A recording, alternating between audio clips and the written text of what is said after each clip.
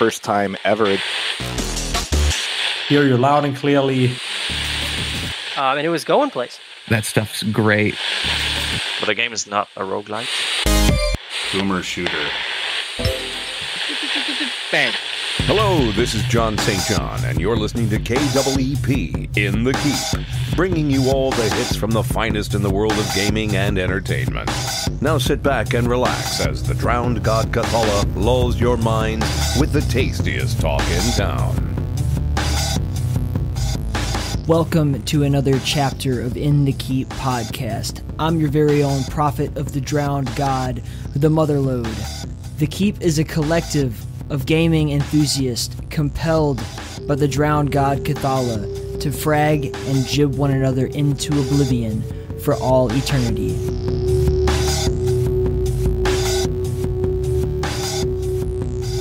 So, the first time that I remember hearing your name, or reading your name actually, it was right around the time that I first played Eve Eternity, which would have been right around the time that I went to QuakeCon, right? So I was kind of like barely blossoming into the possibility of ever being like a real Doom person, right? I had played the games before and all that kind of shit, but then I found out about, oh, you can like play mods of this shit. And one of the first ones that I ended up playing because I interviewed Dragonfly was that. And then I remember at some point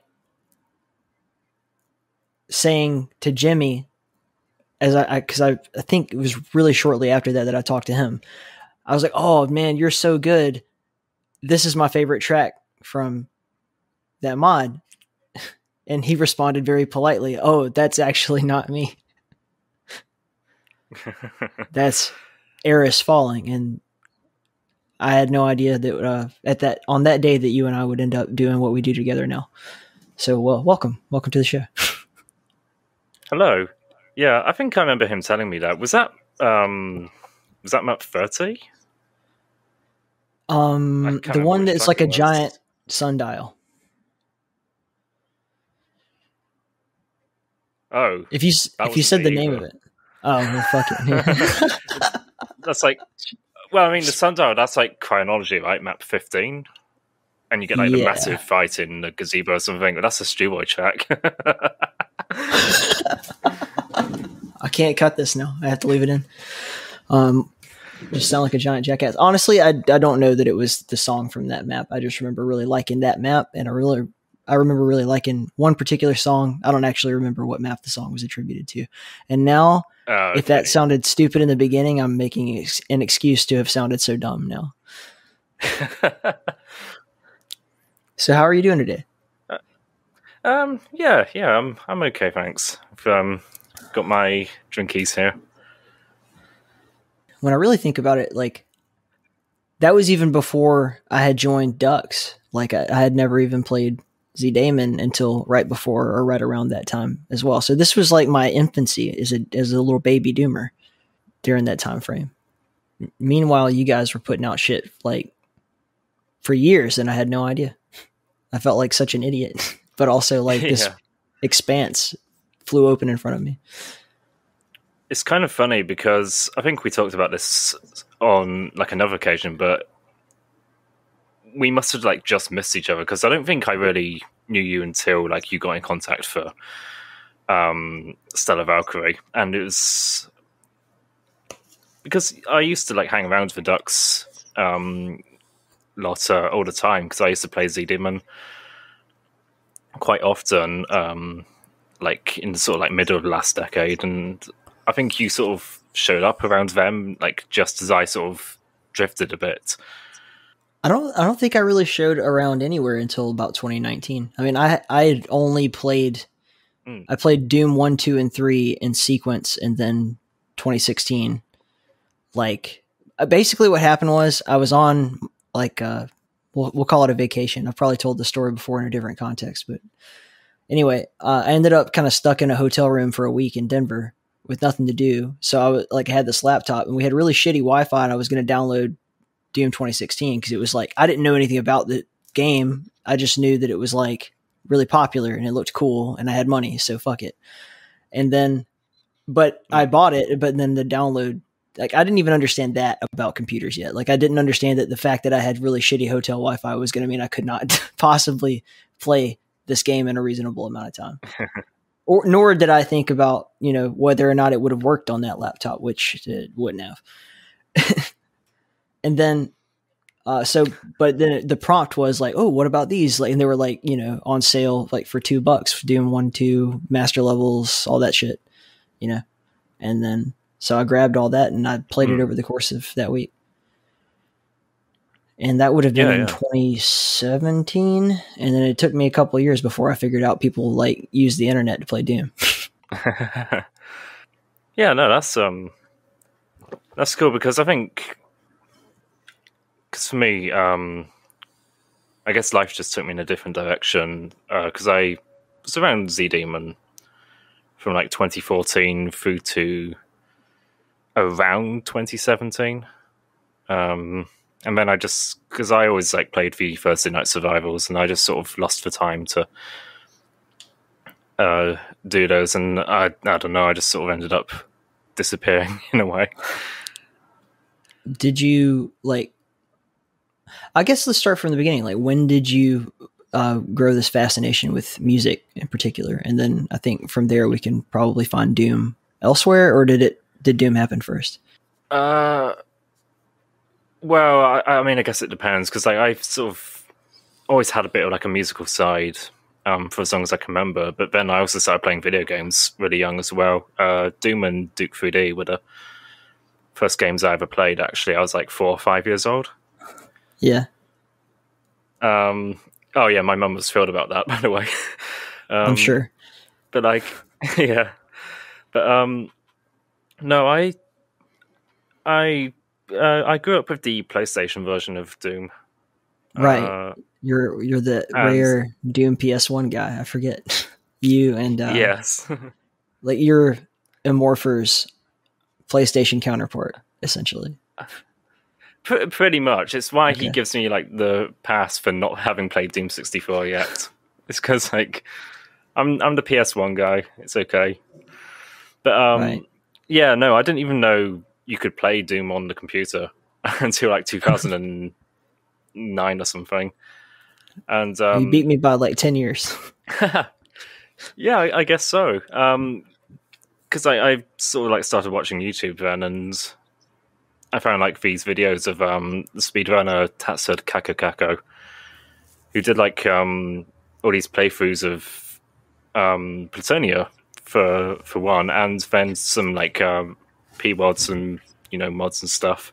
Mm-hmm. And like I was just stunned. Like, I mean, for a start, I only thought Plutonia had 6 levels because that's all they put on the PlayStation version. So like I was kind of amazed by all these new levels that I'd never heard of. And then there's like, oh, there's a Plutonia 2, and what's this whole community chest thing? And then like, I don't know, I didn't actually get Doom on the PC for myself until like I was 15 or so in like 2012. And I started out, I wanted to make levels, but I kind of developed this interest in MIDI music because I'd sort of dabbled in writing music myself a couple of times, but it never really went anywhere. And then it was in early 2013, Jimmy started up the Plutonium MIDI pack project. Because Plutonia never had its own original soundtrack. It just like reused stuff from Doom 1 and Doom 2. So he was like, okay, what if the community just like made a whole new set of MIDIs for Plutonia? And I joined that project and I wrote 2 tracks for it, which for some reason are still like some of my most popular today. And yeah, that just kind of got the ball rolling, and here we are nearly 10 years later. Man. So can you kind of like give a brief overview of all of the different Doom related stuff that you've worked on up until now? All right. So, well, I mean, there hasn't been that much, to be fair. I'm quite slow. But after the Plutonium MIDI pack in 2013, I was asked to do a track for TNT2, Devolution. And I wrote this like ambient piece, sort of Doom 64 inspired. which I loved. I'd never written something like that before, but having grown up with PlayStation 1 Doom, I really wanted to try my hand at that kind of style, and I made the track. It got the whoever it was that contacted me, like, they loved the track, and like, okay, it was cool. And then a few months later, TNT 2 just kind of went to shit, and then it split into TNT Revolution. And that track is now on the level that people know as Transduction, and I think it's maybe the most well-known level from that project. So like, I'm really happy that I could have been like a part of something that had like such an impact so early on in my music career. But yeah, I did a few other tracks for that project, and it came out in 2017. So there was like, I don't know, those first few years I didn't really have much that was released in terms of Doom stuff. It was, I think, definitely 2017 is like kind of where I started to have more stuff coming out. So there was also The Given by Yobby Gabimaris. It's like this monsterless puzzle map. I did a track for that. Then there was Maskim Zul by Obsidian. I did an MP3 track for that, which was quite fun. I think that might have been the first one I ever did, bespoke. And then there might be one else that I'm forgetting, but the big one then the next year was Everternity. And I didn't have as much of a big contribution to Everternity as I kind of imagined I would when I was called in. Because, I don't know, like, I was called in first as a musician. Dragonfly reached out to me in like May of 2018. So about,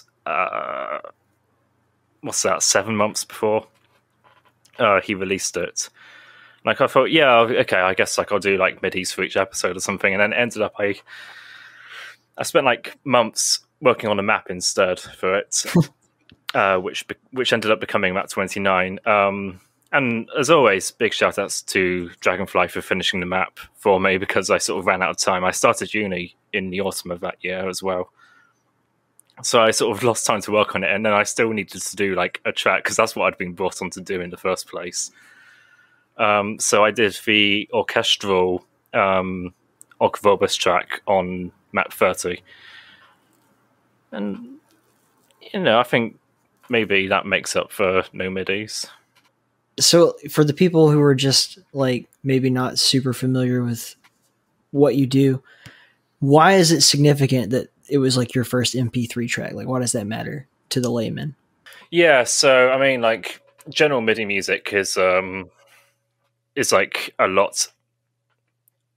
Well, I mean, it's an easier kind of music to write for. I think I really like how I sort of approached making music, because I think general MIDI is like, it's simple enough that you can just focus on like the actual composition of the track rather than getting bogged down in all the other stuff that goes into music production, like, you know, mixing and all that stuff. So it's a really nice gateway into writing music, but I've always like wanted to branch out into not MIDI, as it were, like actually like producing like proper music with like live instruments and the like. So, and it was around 2017 where I kind of got to the point where I felt confident in actually doing that. And when Obsidian reached out to me and was like, okay, I want to have an MP3 track on this map I'm making, I was like, okay, yes, I'm definitely interested, because I really wanted to start like making these pieces. So for that to be the first one is like, that's really significant to me. And now it's like, because I've kept doing it often enough, I've been able to do it for like more projects. So like Elementalism, which just came out, and now Stellar Valkyrie, of course, and hopefully many more in the future. Yeah, like, do you think you'll want to work on stuff that's not in any way related to like the Doom and Boomer Shooter thing at a certain point? Absolutely, yeah. I mean, So here's like kind of the state of things with me at the moment. I never really wanted to make like a big announcement or a song and dance about this, but I'm kind of done with MIDI music because I feel like I'm enjoying not being constrained by the format so much that it's kind of hard for me to go back now. I'm not really enjoying the sound of it as much as I used to, and all things considered, maybe it's time to move on. And it's like I haven't played Doom for a number of years, and you know,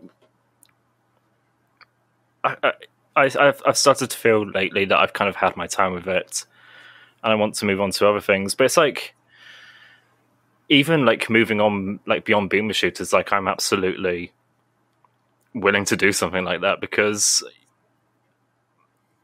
this is something I was thinking about. I have like quite a few, I guess, different sides to myself as a composer. Like different, I guess there are like reflections of different sides of my personality. I guess that's kind of true for any creator or artist.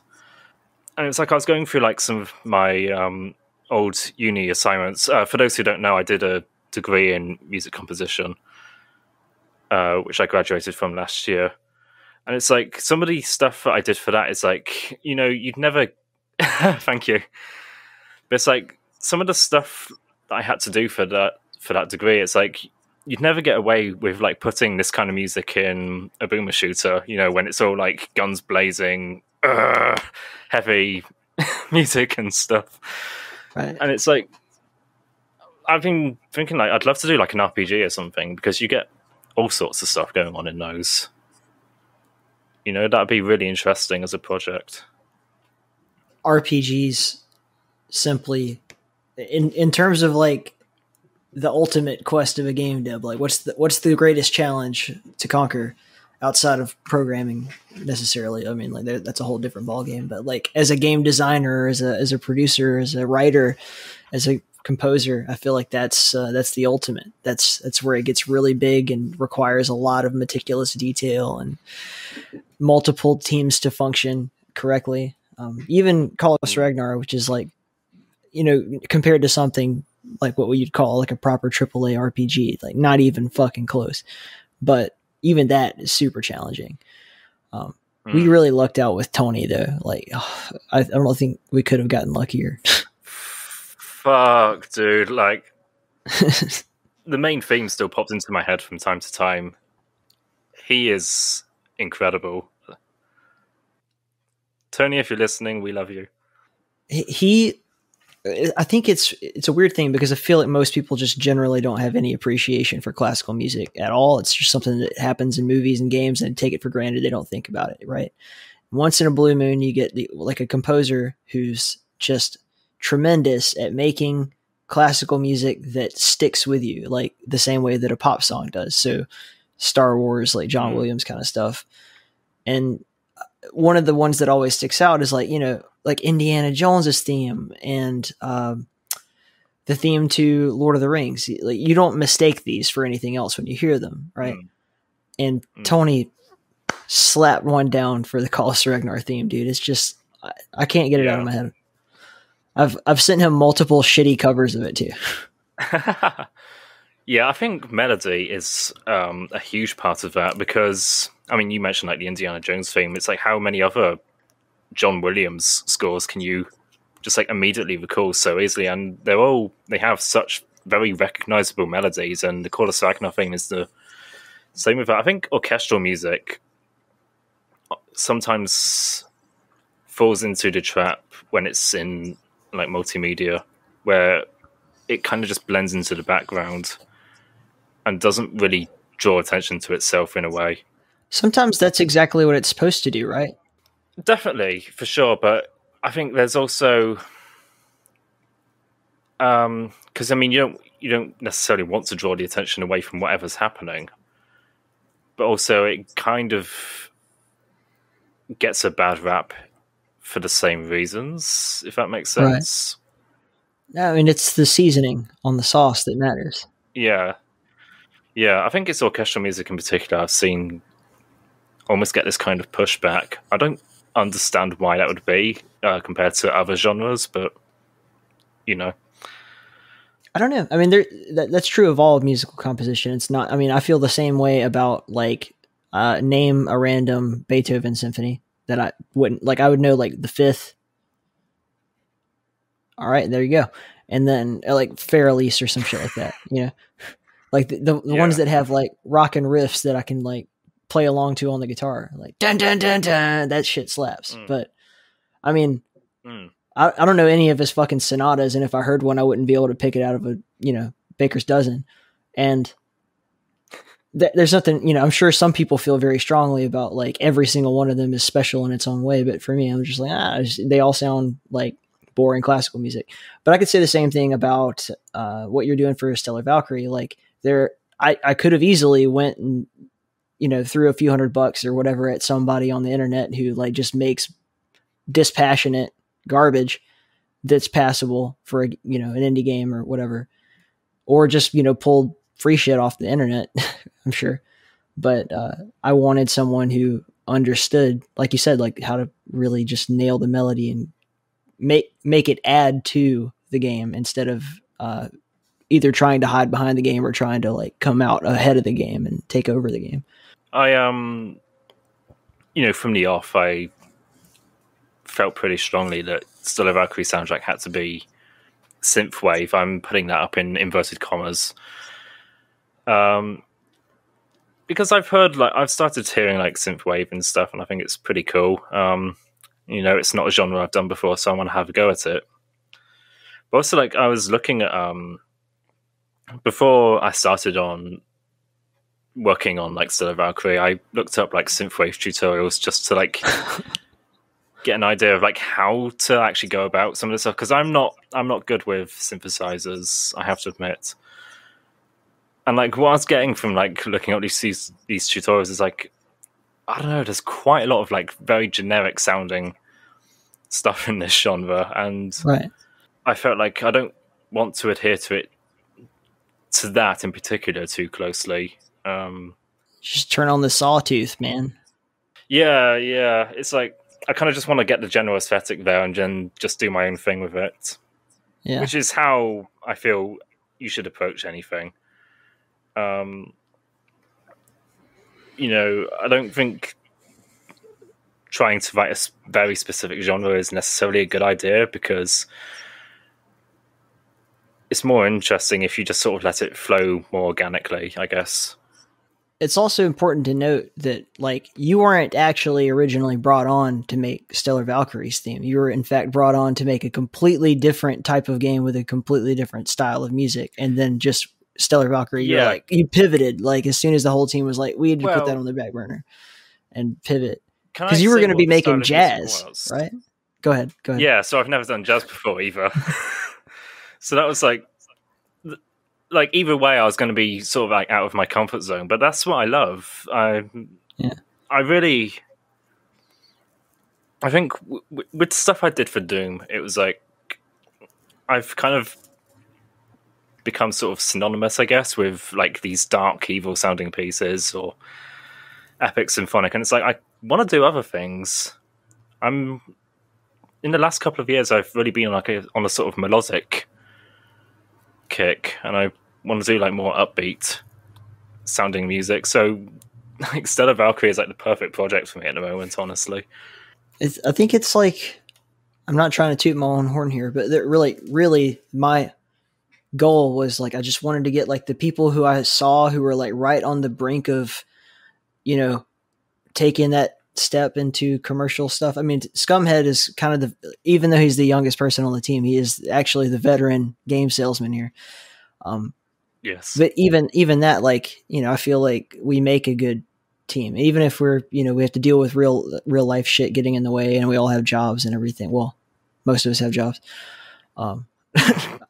Yeah. Even through all that, like, I still feel like if I could just get these people to make a game together, it would be my favorite game, no matter what they make.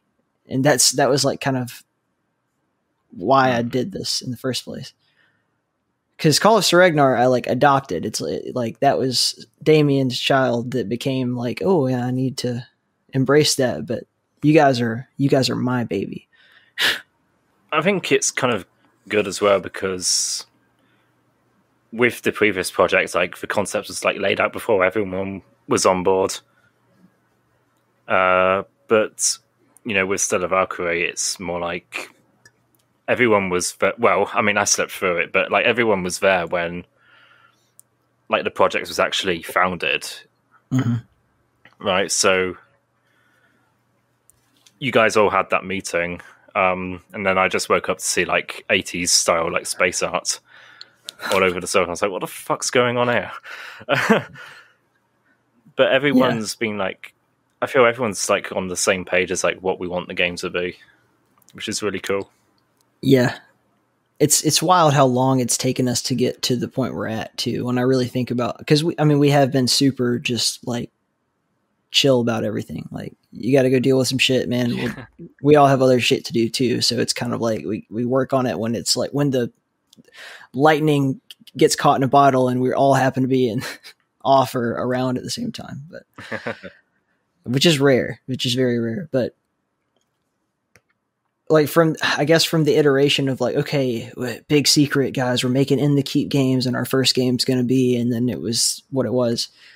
And through sheer coincidence, like our 3D modeler couldn't stick around, and I was just like, we're not going to be able to go afford some professional 3D modeler to make what we're trying to make here. So our next project, folks, will have 3D models, big, put it all over Twitter or whatever.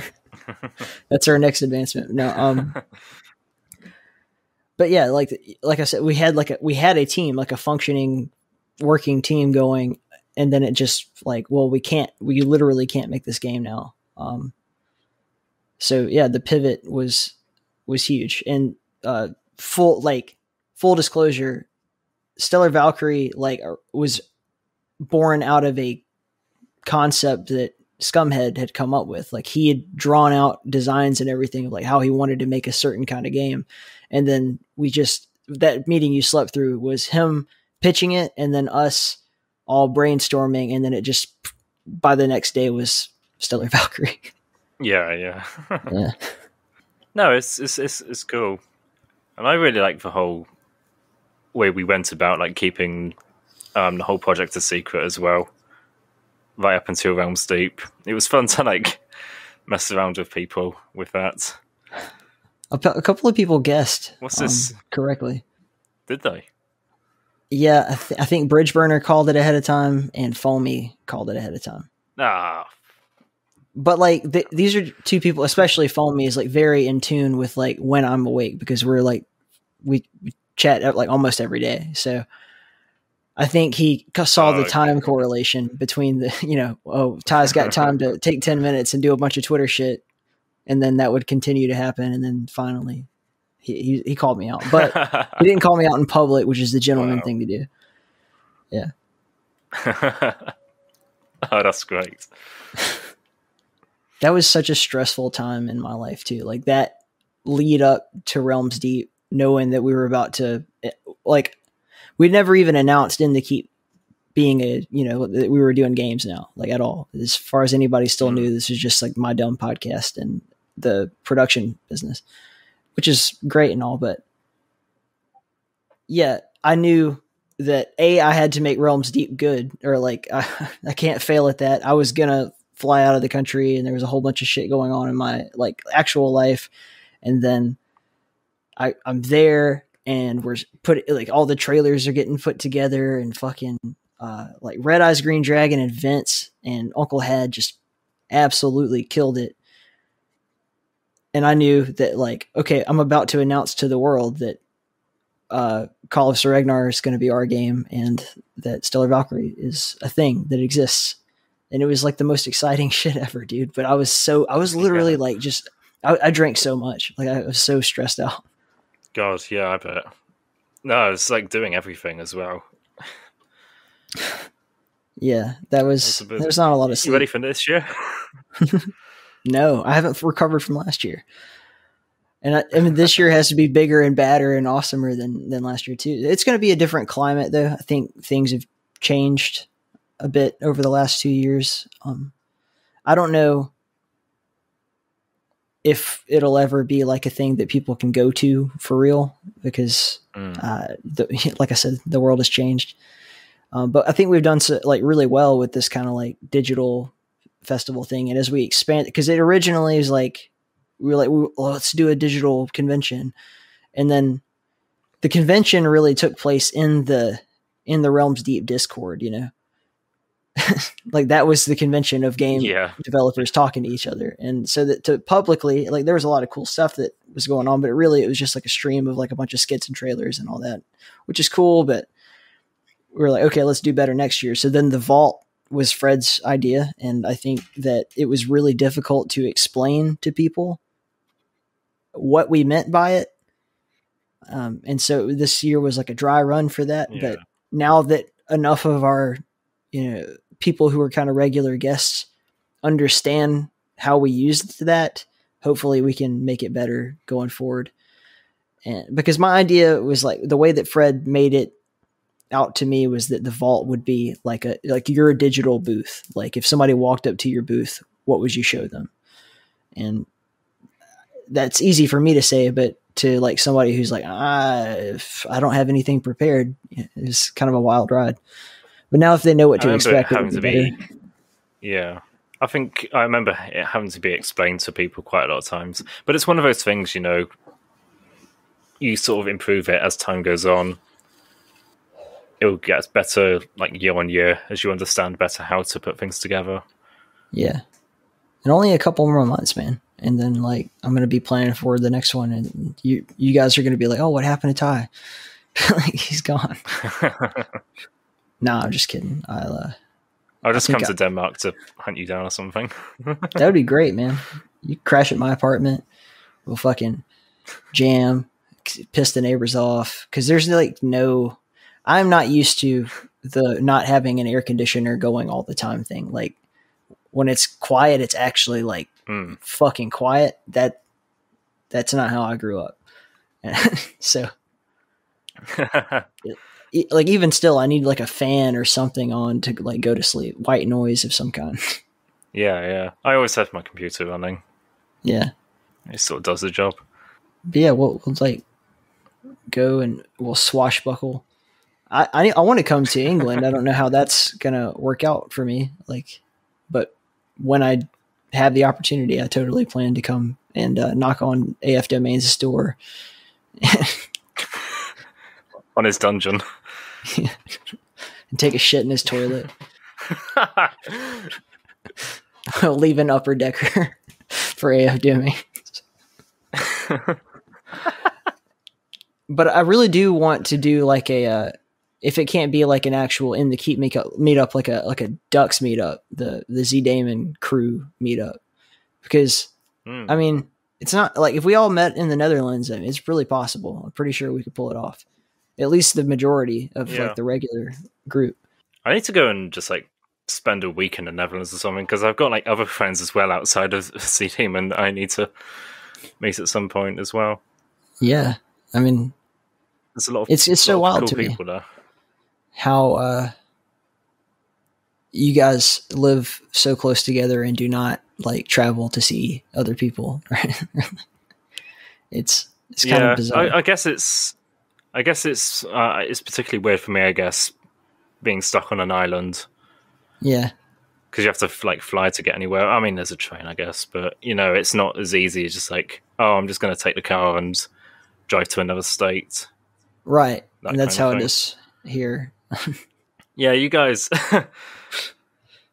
It's funny, like living in such a small country and then seeing Americans being all like, oh yeah, I'm just going to take a short drive, only 5 hours. Yeah, just going. Canadians too, man. Like that. Yeah. Because it's even more like people sparse too. Like if you're driving across Manitoba, like good fucking luck running into somebody by accident. You know, so yeah. And in the Northwest as well, like Montana is super sparse like that. But yeah, I mean that's kind of thing. I mean it was a few weeks, maybe a month ago, and I was just like, peace out, everybody. I'm going to Tennessee. And I was just gone for like a week or so. Yeah, see, that just doesn't happen here. Yeah. But I guess to get back on topic here. So I played today. I like blasted my way through the first level of Elementalism. And first of all, I really did enjoy the hub song. I didn't know who did what. I don't read readmes unless I'm like really interested usually, which turned out to be not the case this time because I didn't have the right version of Jesus Doom and I had to, get it. Oh, fun. Yeah. In order to know what I needed, I looked at the readme and then I was like, oh, okay, I have the information I need. Close.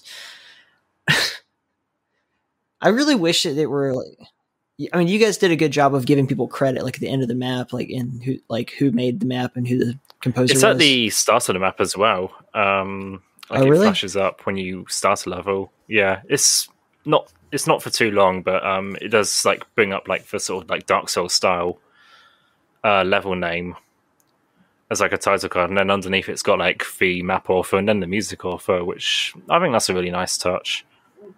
Starting to see more of that in the last couple of years with Doom mods, it's nice. So, who came up with the name Elementalism?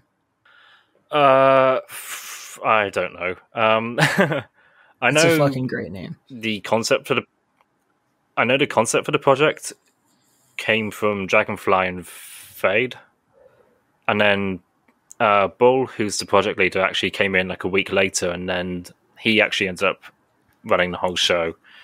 So if I had to guess, Elementalism came from Dragonfly or Fade, but I didn't join the team until maybe a year after they started development or so. That's when they brought in composers. So I'm not super knowledgeable on the origins of the project. You should get Bull on a podcast, though. That would be great. Yeah, cool. Ball, you're invited. Done. Message me on Discord. The Motherload. You can find me somewhere. We probably share like multiple servers for all I know. Load LOAD. Oh, we're both on Hellforge. Okay. Well then, what's up? Yeah, that'd be fantastic. Now the title Elementalism is fucking genius. It's like a triple entendre. Whenever I search it, I get some like Bible stuff.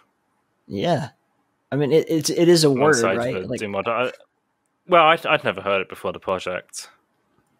It mixes element and mental and mentalism, and I don't know. It has so many implications. It's such a beautifully like subtle but provocative title for a really cool project. I wish I'd thought of it myself. Yeah, I got to say though, I remember the first few months I really struggled to actually say it.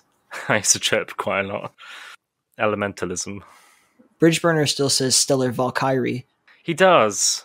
I don't know if I should ever correct him. I never correct Bridgeburner. He's never been wrong in his life, so why would I even... I'm just fucking with him. Never met a more correct individual. No, you tell him he's wrong and he's like, no, I'm saying it right. I swear. He'll come up with some like, well, actually, in ancient Iceland, this is how they said it. I wrote. Potato. I cannot do a Kiwi accent at all. Yeah, terrible. I'm no Chris Guerrero, folks. Can't do any of that stuff. I was going to say something, but we know how I get on with accents. Yeah. I think I know everything and I don't. I mean, I was literally stunned.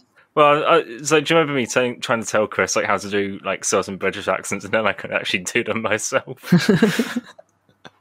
I was like, oh, actually, I don't know what I'm talking about. Just keep doing what you're doing. When he played one, and I fully expected you to be like, nah, like, just call it, be like, yeah, that doesn't sound even remotely authentic. But when you said like thumbs up, I was like, no fucking way. Holy shit. I was convinced, yeah. I don't know, man. Chris is like pretty much, he's so serious. Yeah, no. There was like there wasn't really anything wrong with the accent he did. I felt I had nothing to pick out. I just mean that there's a lot of people who like want to be actors, but he's like an obsessed person about it. Like it's not just his career pursuit. Like this is every fiber of his being. So when he says like he's studying all these like ancient passed down from like fucking, I don't know, Russian theater or whatever kind of shit, like he really is. He's like mind melded to the idea of it. And so like, I have no doubt that when I like, cause he's very honest. Like, I don't think I'm very good at like these types of British accents, but I think I'm okay at this one or whatever. And then just, I was like, man, I couldn't pick out one from the other. We have like sad. 1 million as well. Yeah. It must like seem such a mess from like an outside perspective. And he seems to know what he's doing. Yeah. I mean, he really like in real life, like Chris is just a crazy person to be around. I had the privilege of getting to be locked in a building with him for many hours on many occasions. And yeah, he's just he radiates enthusiasm all the fucking time. That's great. It can be very exhausting, but also it's like, harness this, use this, turn this into video game.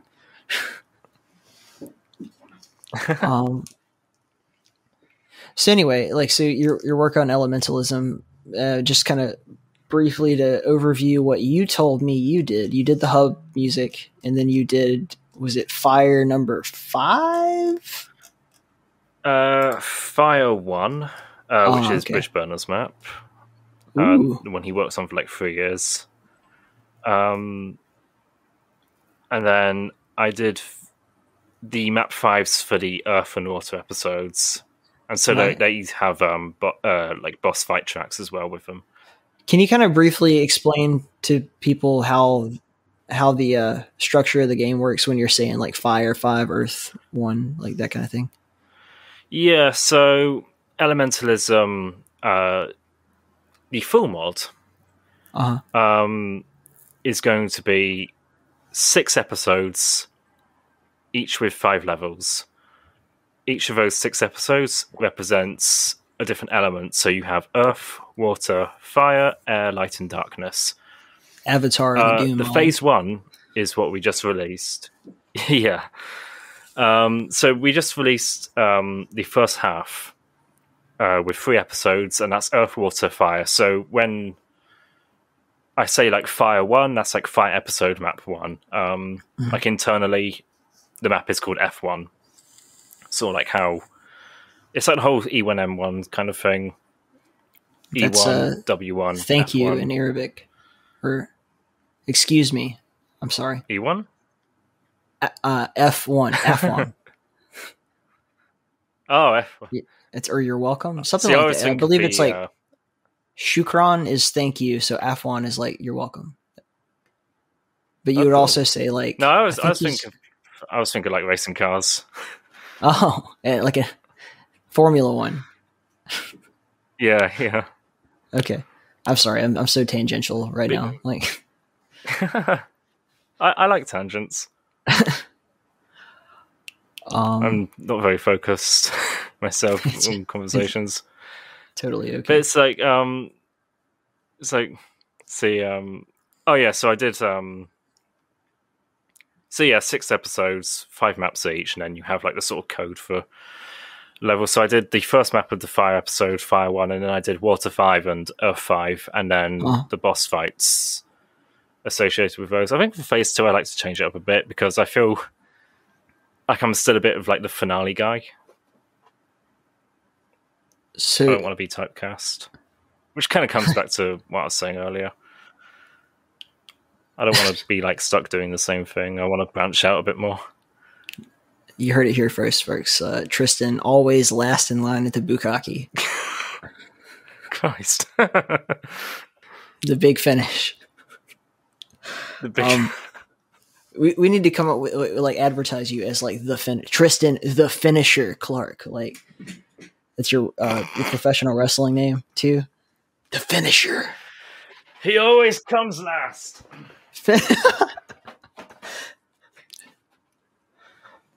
Probably most people have stopped listening by now. No. This is where it gets good. Like when you just start actually getting comfortable, and I'm not like, let me think of a question to get them started, and hopefully, so you're gonna have your second beer.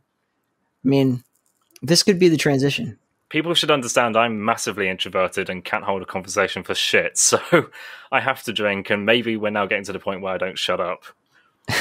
Good. That's what we Here's want. hoping. Cheers. We'll wait for it. But anyway, so the soundtrack is divided amongst multiple, like there's a composition team essentially, and it's you and Primeval and who else? So me, Primeval, Hexen Mapper, aka Tom Jensen, Heaven Wraith, and Speedy. Not really an even split as such. Me and Primeval did 6 tracks each, and then the others did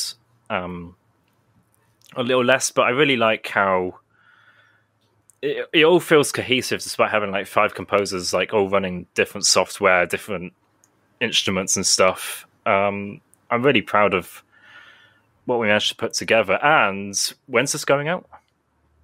I don't know, like sometime No, not next week. Next couple of weeks. By the time people hear it, it will be today or in the past. But for you and I, for our purposes, probably like 2 weeks, maybe 3. Yeah. Okay, that's good enough. So, when you're listening to this, the soundtrack album is out on Bandcamp and Spotify. It came out on the 26th, which is in the future for us right now. But when people hear this, it will already be out. So go listen to it.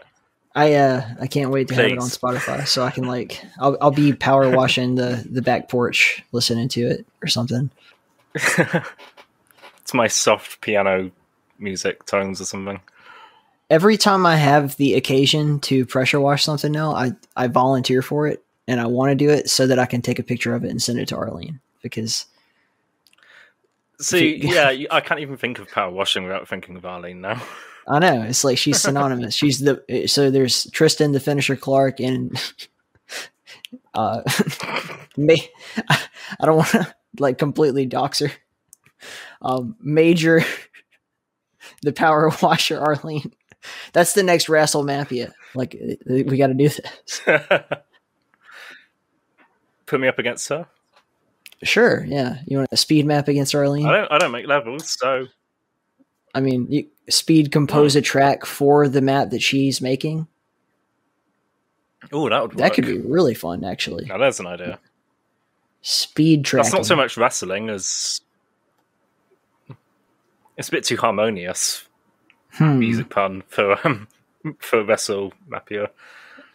We'll figure something out. Well, let's put that on the back burner, and we'll talk to Bridge and see if we can come up with some ideas to turn that into a real, fleshed out, testable hypothesis for now.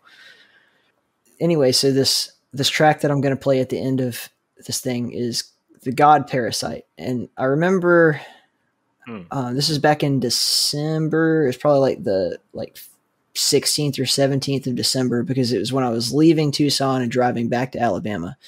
And I believe it was the second day of driving through Texas, which is a multi-day thing.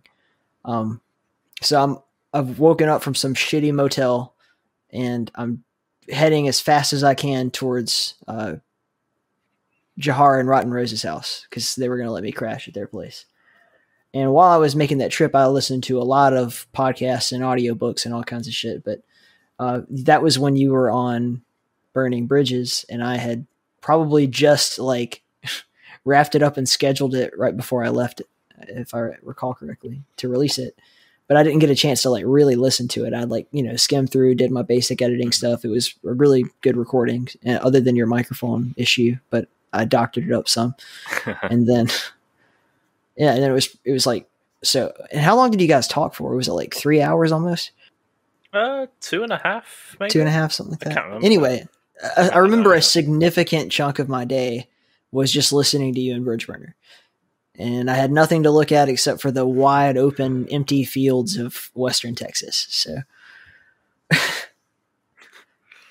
but you were talking about elementalism, and I didn't really know what elementalism was. Like, I hear big Doom map thing, and they all blend together for me until I realize there's some sort of personal connection. It's like, oh, somebody I really know or worked on that. I should support them, and usually that ends up being the best stuff, or so I've been told. And you were talking about this epic track that you were making, and so this thing's 13 minutes 18 seconds long. The finale, yes. Right? E-boss. For the Earth episode.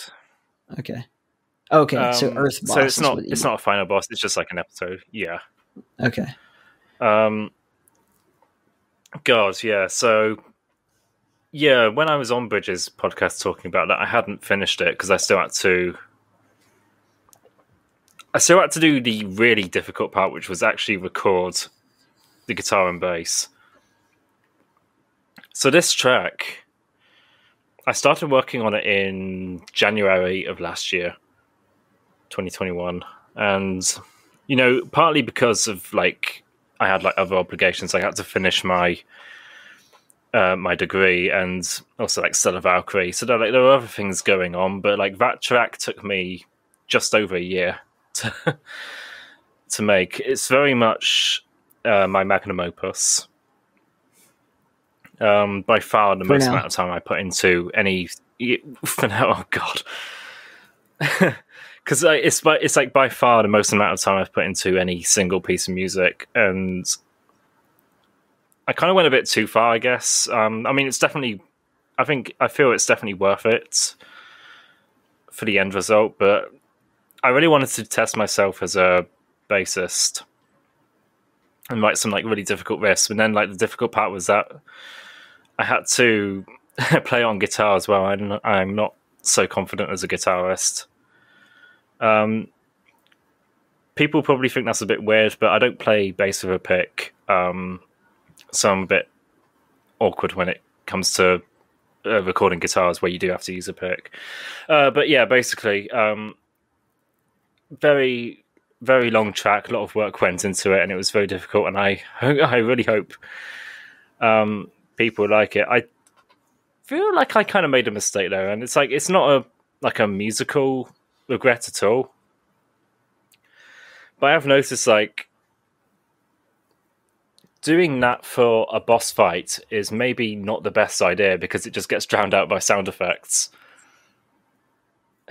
So it's I put all this work in and no one can hear it. Sad times. I mean, it's still something you're proud of having made, and I'm sure that people will, at least the people who hear this, will take notice and really make a point to just listen to the track as they're getting pummeled by the boss or whatever. And I've yet to face this boss, but I'll let you know what I think of it when I do. And so anyone who listens to it, thank you so much, really. I think as well, that's kind of what I'm excited about with the album release for the OST. It's just having a bit more attention brought to the music side of things. That's always nice.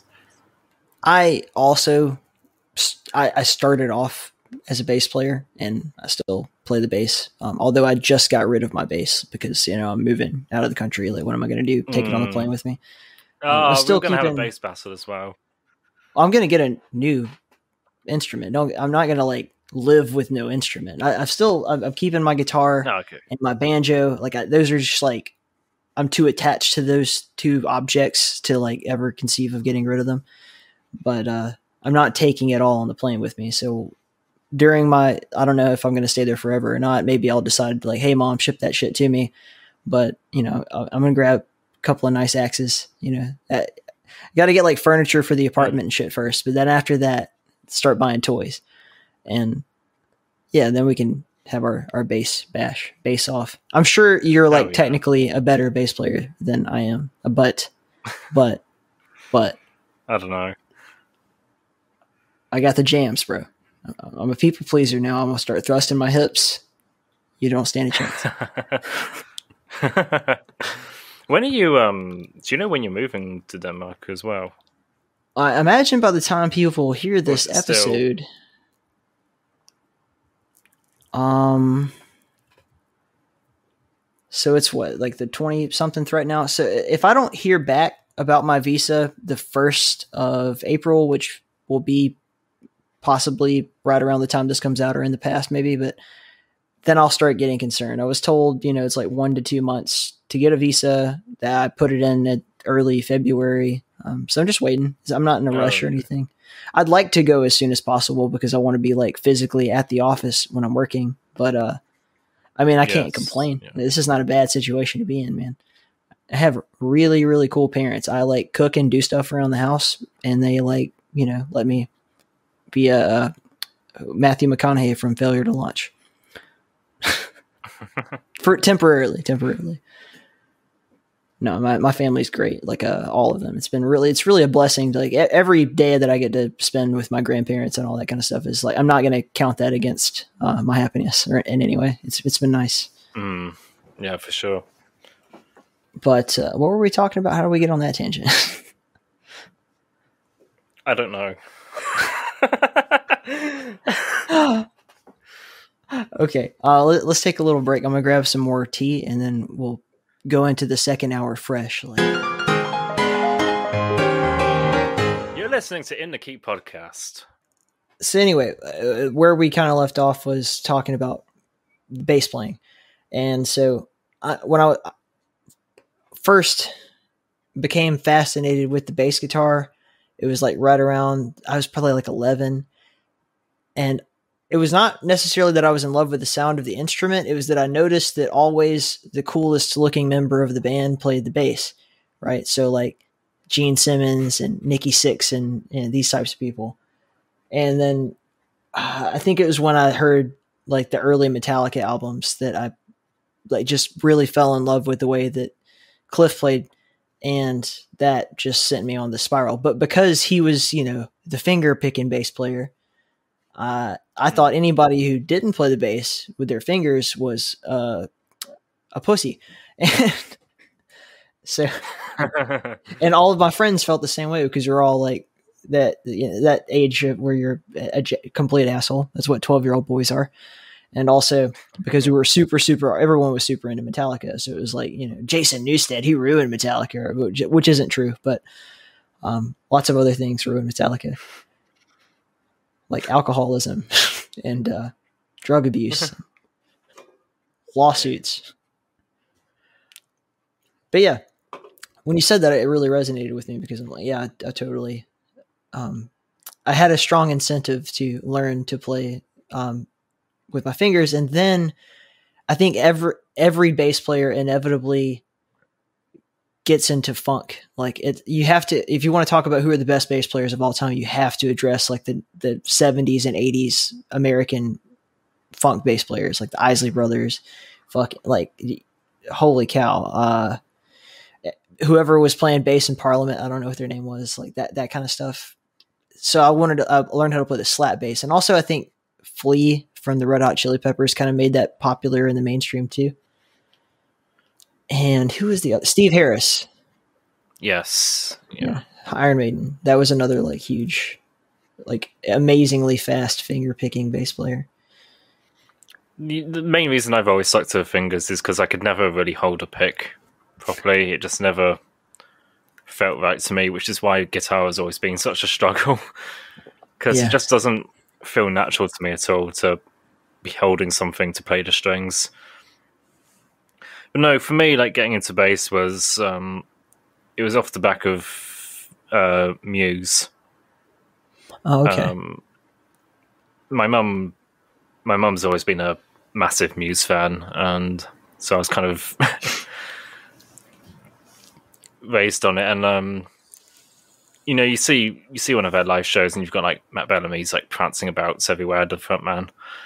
But then I was always like drawn to the bassist. I was like, okay, but what's this guy doing?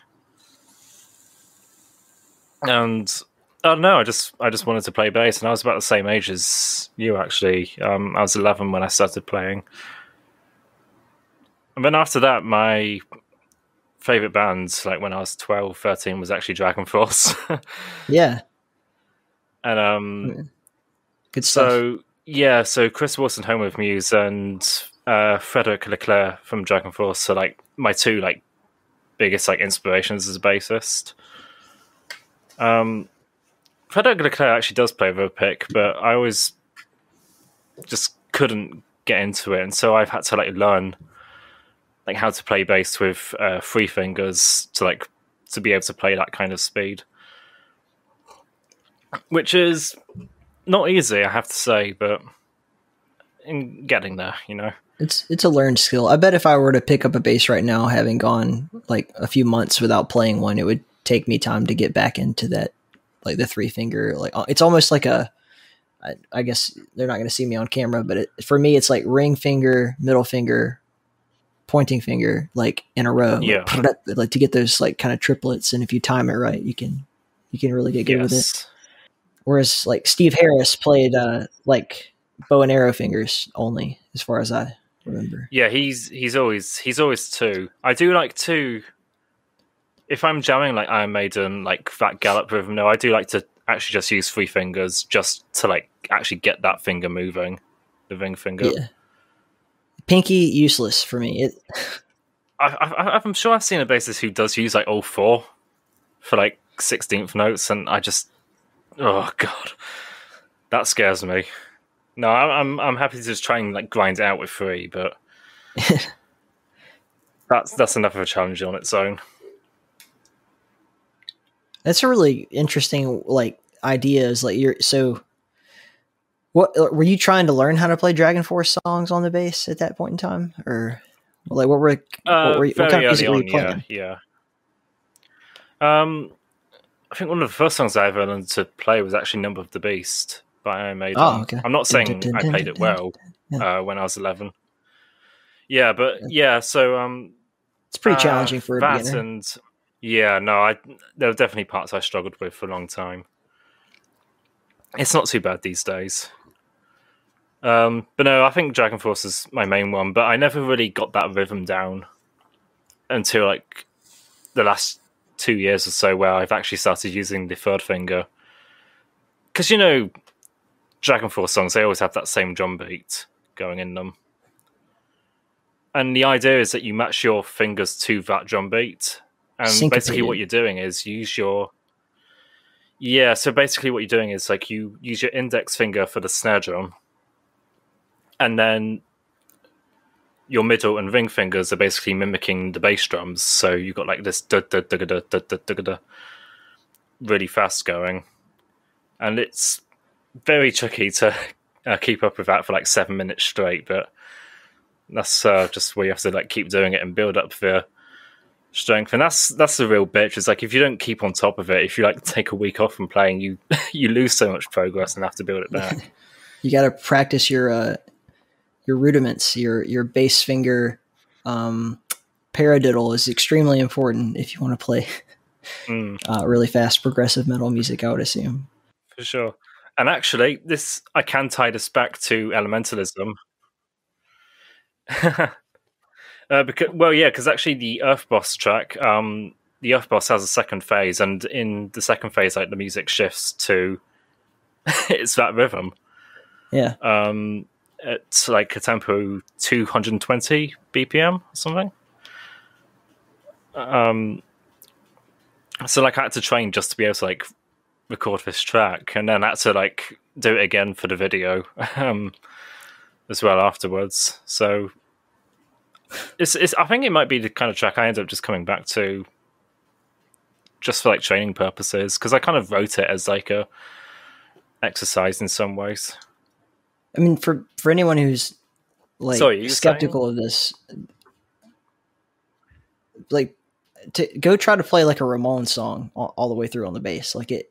And these are like 2.5 minute sprints of just straight, basically 16th notes and maybe 8th notes. And that is extremely difficult endurance wise. And to do what you're talking about for as long as you're talking about doing it is something that takes a lot of stamina, as you say. Like I talk to Tony about this sometimes, but like it's very possible to compose a piece of music that is not physically possible to play. Right. And that could be for a multitude of different reasons. Absolutely. I kind of I kind of did that with this Earth Boss track. Like, I kind of wrote above where my skill level was, which isn't really what I want to do. People will say, like, you get better in learning the piece so you can record it, but the problem with that is, like, it's no good when you're on a project and you have deadlines to reach. Like, outside of that, I'm completely behind the idea, but it's one of those things, like, there's a time and a place for it, and I had to put in quite a few hours of practice for some of the riffs in that track when really it just needed to be done earlier. But, you know, it's all good. Elementalism was a fairly chill dev process. So what I was saying was that I felt like I got off easy because when I was initially learning how to play the bass, like I was listening to, like, you know, classic rock music, like pretty, not that there isn't a lot of really challenging stuff. I mean, you can start talking about Rush and all that kind of thing, but, you know, like, to learn Black Sabbath and Led Zeppelin songs, not that they're not impressive from a writing standpoint, but I mean, like, you learn the blues scale, you can knock down basically every Sabbath song, assuming you've got the, you know, stamina to keep up and everything. And, like, you know, Detroit Rock City, you know, that kind of thing. So I wasn't trying to play like Dragon Force ever. Yeah. Yeah. Bass is interesting because I feel it's a very low, like, sort of entry level compared to other instruments. Other than maybe the size of it, which can be a bit intimidating when you're a kid. But, like, other than that, I feel like it's quite an easy instrument to be able to play the basics. And then it gets more difficult when you get to, like, go beyond that. You know, there's, like, your root notes and then there's Dream Theater, you know? Right. It really, yeah. The Brothers High skill Johnson. ceiling, low entry level. Yeah. The bass player from the Brothers Johnson, his name was Thunder Thumbs. Like, just an incredible slap bass player. It was him and his brother. His brother's name, the guitar player and the singer, is Lightning Licks. So, mad respect to those guys. But yeah, like that kind of stuff it's so wild because, as you said, it's like Mario. It's like, you know, simple to learn, difficult to master. And I'd say that the mastery is not like any one particular thing. It's just like, it's sort of like when you've spent your 10,000 hours on something, you start to you start to philosophize about it. You're no longer like trying to learn new things. You're taking what you understand and, like, extrapolating upon that. You're being creative really for the first time. And that is huge. It's like the difference between a person who's never played Quake before versus someone who's like Rafa or something like that. The margin of skill is extremely high. Not to say that that's not true of all instruments, but the bass is like a particularly interesting one, at least to me. Yeah, definitely. Because I mean, like, you can even, like, go beyond, like, just playing, like, bass as, like, a bass instrument and then taking it into, like, soloing. Mm-hmm. Which we have one of you. Well, I was thinking more like the YouTuber Charles Bertud, who does, like, he just, like, makes, like, these beautiful, like, bass tapping pieces, and it's just, like, absolutely mind-blowing watching him play. But he'll get, like, comments like, "Oh, he's not a real bass player," and it's just like, fucking whatever, man. I mean, what is a real bass player? I feel it's very reductionist to say that the bass only has to play as, like, a supporting instrument. You know, that's its role in an ensemble, but, like, why can it not just be, like, a solo instrument? There's no reason why that shouldn't also be the case. I mean, nobody would say that Les Claypool's not a real bass player. I'd say he's about as high on the, you know, if there's somebody on the Mount Rushmore of bass players, he's the first name, and then, you know, there's the other three people.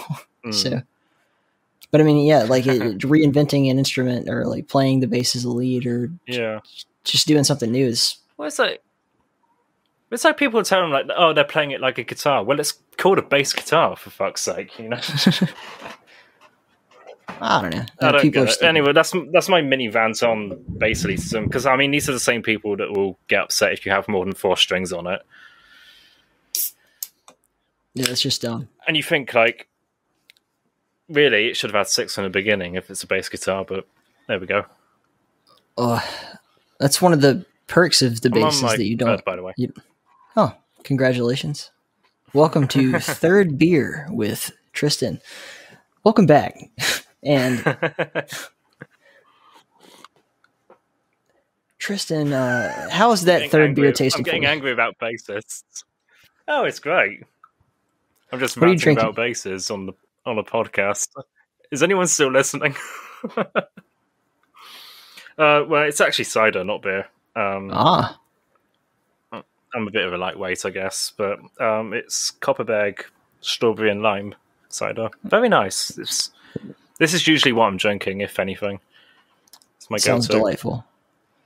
There's a lot of good like ciders and such around here too. Like inevitably after the craft beer market exploded in the past, I'd say decade, like the craft cider and then like the seltzer water thing, and also mead became pretty accessible in the States. So I mean, there's like a lot of.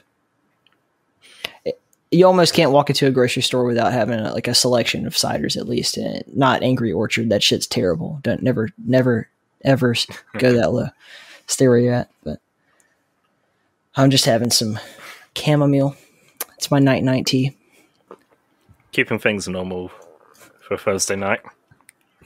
Yeah. So beyond just the bass, though, like you'll. As you say, like guitar was is a difficult transition to make. Like, and it really it just has to do with the pick hand. Is that really what it is for you? I feel like that has mainly been it. It's like when I try and like break down what's going wrong with my guitar playing, I feel that is the main thing. Because I mean, technically, like the left hand should be more or less the same thing, right? Yeah. Apart from chords come in more often, but beyond that. There's not too much that's different now. So yeah, I mean, I've gotten better at guitar. Yeah, that as well. I've not struggled with that too much, so to be fair. And I feel like with a guitar, you can play with natural harmonies a lot more than you can with the bass. I mean, you can do it with the bass, but it typically just kind of like sounds like a lot of noise if you're trying to. I don't know, play an octave on a bass in the lower register anyway. It's like not necessary. Yeah, there's really like for like the main part of the bassist range, the only like intervals that work together, like the octave and the fifth, or the fourth if you want to play like a power chord, like the other way around. But beyond that, you have to go like quite high up to actually get like a nice sounding chord going. Yeah, but it's like I think with guitar definitely it's like picking, like definitely when like trying to change strings with a guitar pick is the hardest thing for me, because I actually had this with that Earthboss track. It's like there's a very sort of like crazy Dream Theater inspired riff, and like that has like string skipping or whatever, and I just couldn't do it. That was really hard to record. I found that when I first really started to say like, okay, I want to also be a guitar player, which I mean was a long time ago now, but I was used to playing the bass, so I just had this really heavy hand. Like my right hand was way too much to be playing on the guitar the way I was. I would break strings all the time. And then I remember, I think I was listening to this interview with like Iggy Pop talking about the Stooges and how they would get like big motherfucking string, like big, beefy, fat fucking strings and put them on that guitar so that they get that sound out of it. And this is also the time when I really started experimenting with like drop tunings and, like Suicide Silence and that like deathcore stuff was really popular. So I wanted to play in like A and like, stupid shit like that. Which was a fun experiment. So, but anyway, like I had enough reason, like, okay, I'm going to put these fucking giant strings on my guitar, and that solved it, I guess, for the time being. But I think over time, I'm still a pretty sloppy right-handed, guitar player. Like overall, I don't think I have a tremendous staccato picking technique. I'm no Lamb of God style guitar player. That's why I like black metal, because you could just be really sloppy and make harmonies and like it doesn't matter. You all sound like a toaster anyway, so it doesn't matter if it's black metal. Yeah, but I don't know. Overall, it was I guess it's just so far in the past for me now that they sort of blend together. I play the guitar a lot more often in general, but do you find that it's like, do you find that you can like write songs on the bass easily? Like, do you want to sit down with your bass and like write the melody to your song, or like, how do you write? Good question. I've never really known the answer. I think I've probably written more on keyboard. Okay. Than any other instruments. That's kind of how, like the World One theme for Stellar Valkyrie, I think that was a keyboard jam originally. Do you find that you playing the keyboard forces you to experiment with different keys in a different way than you do on the guitar? Because I don't really play the keyboard. I don't play the piano really at all. I mean, I could play like basic stupid shit, but nothing that's of any, like it wouldn't, if someone who could really play were to see me play, they'd immediately know that I don't play. But I can trick a party of people who are not piano players into thinking like, oh wow, this guy's got some raw talent or some shit. But because if you change keys on the piano, the nature of the way that you play the scale changes. Yeah. Whereas on a guitar, you just move up or down.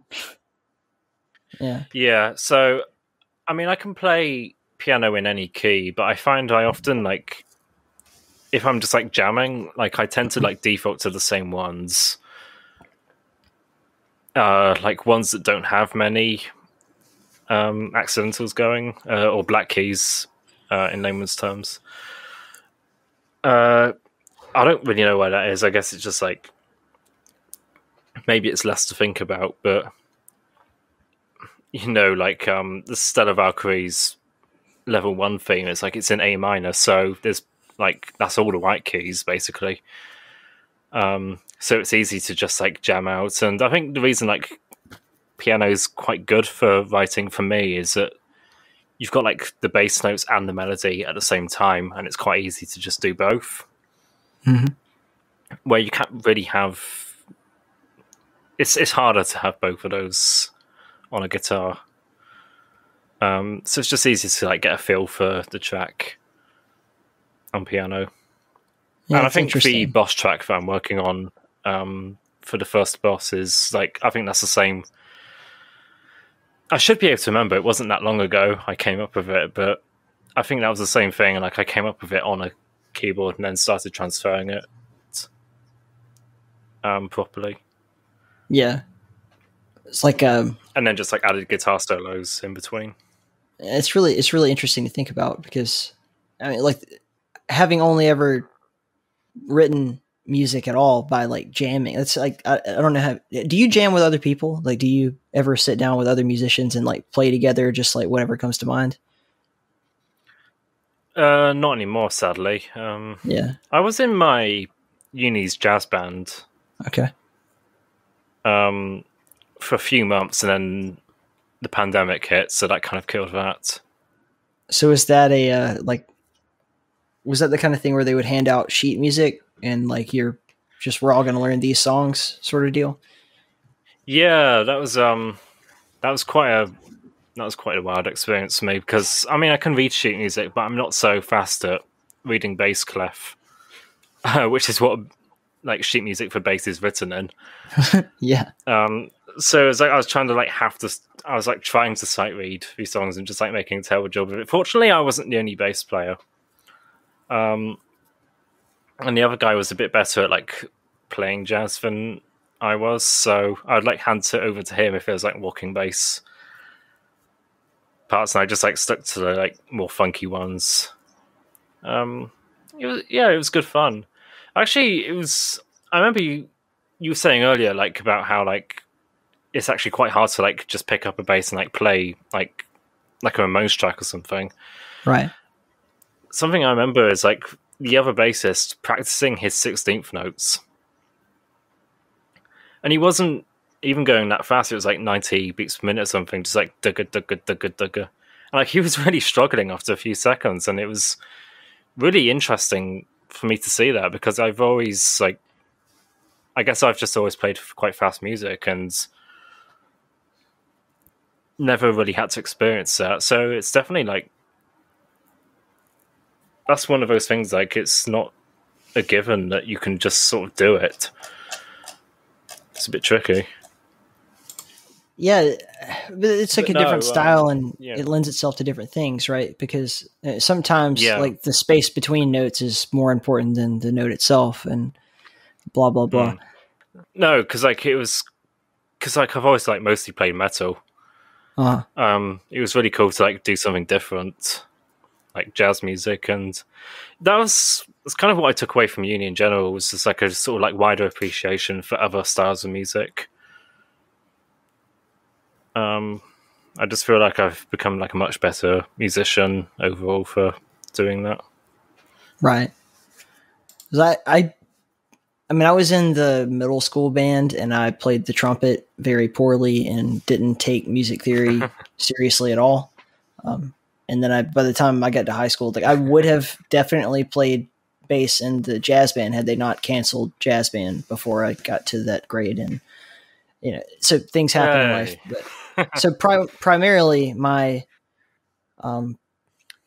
learning to play the guitar and play the bass was done by just getting in a room with my friends and we didn't even really know how to tune our instruments. We were just playing together and trying to make stuff that sounded good. And like through the process of elimination and like slow iterative, like learning of how this shit works, started to piece together the puzzle. Like I didn't even really like, I understood what a scale was. I could play like a major scale on a guitar and all that kind of thing, but I never really thought about it. It was never something that came to mind. It wasn't something I practiced.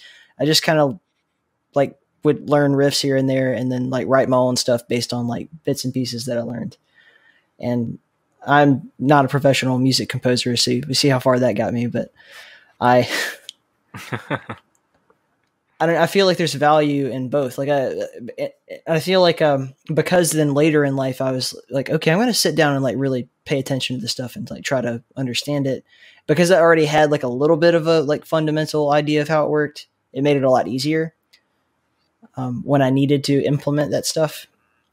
And no question about it. Like if you want to be a guitar soloist, like you can always tell who wants to be the rhythm guitar player, because they're the guy who's like, I just watch you play. I don't know what key you're playing in, like that kind of thing. But it's a totally different way of learning. But like Eddie Van Halen was like a self-taught guy who then like later developed an appreciation for classical music and then iterated upon it.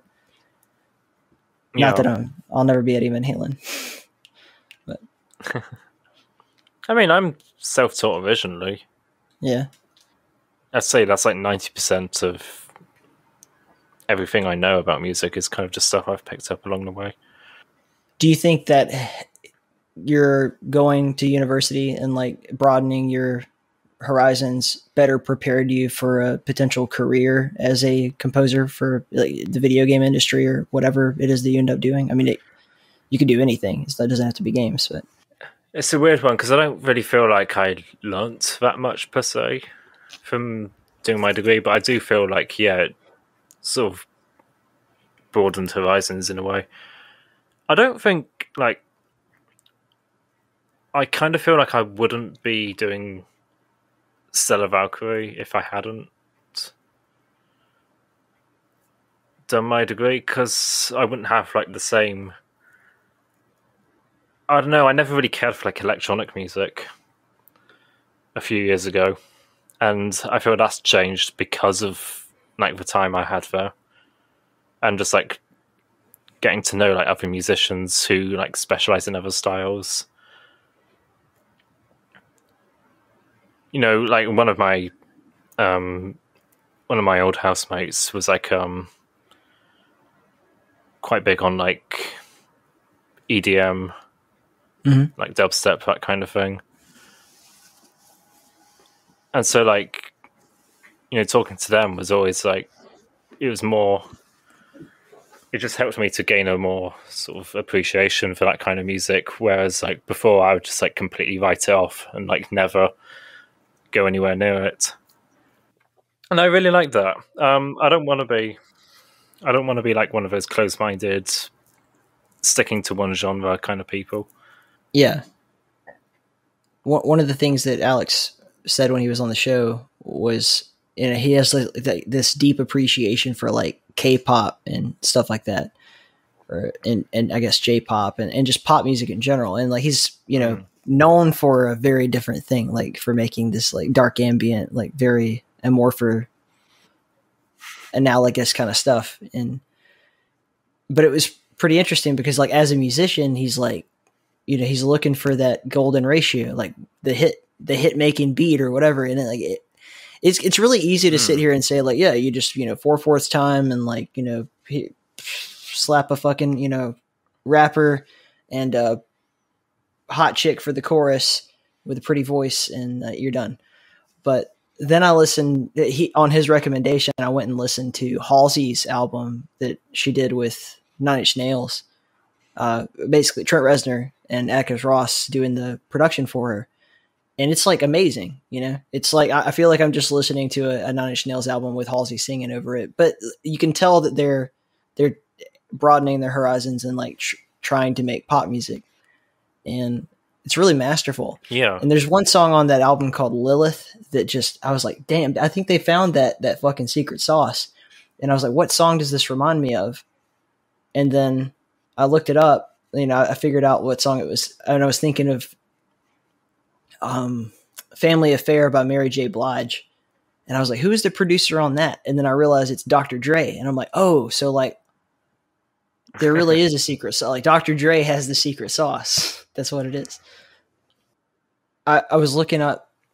So have you ever heard the song Atomic Dog by George Clinton? No. Okay. But I know you haven't, but I assure you have. It's this fantastic funk song. I think it was made in like 82 by George Clinton, who was like the P-Funk. Like he launched off so many great funk players and Parliament, like Funkadelic, all that stuff.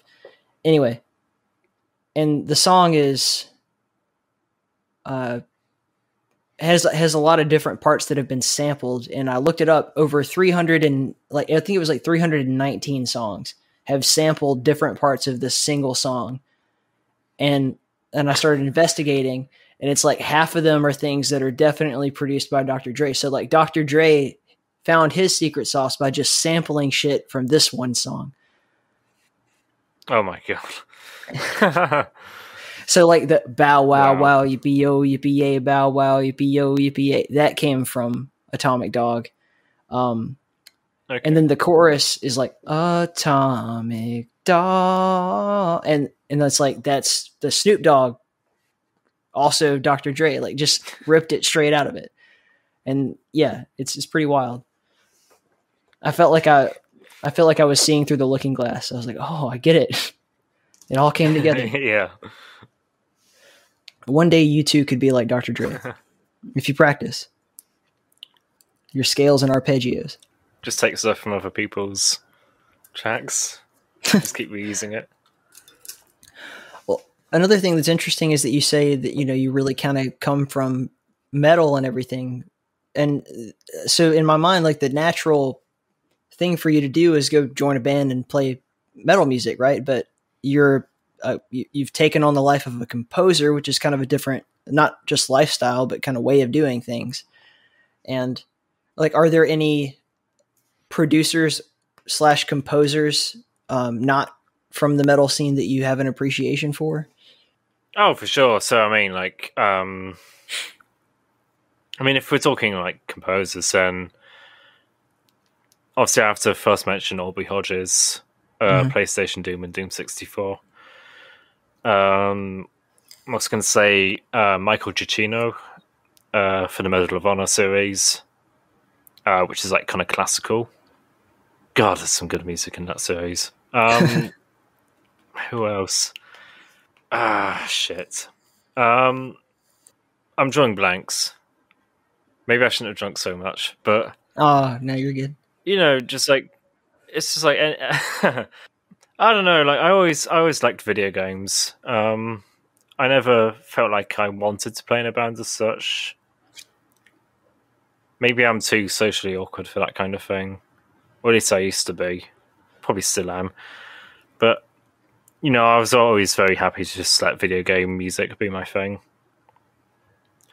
Generally, any composer I appreciate is just like any whose work I enjoy in games to play. Like Morrowind has good music. I've not heard anything else by Jeremy Soule, but he did really good on that.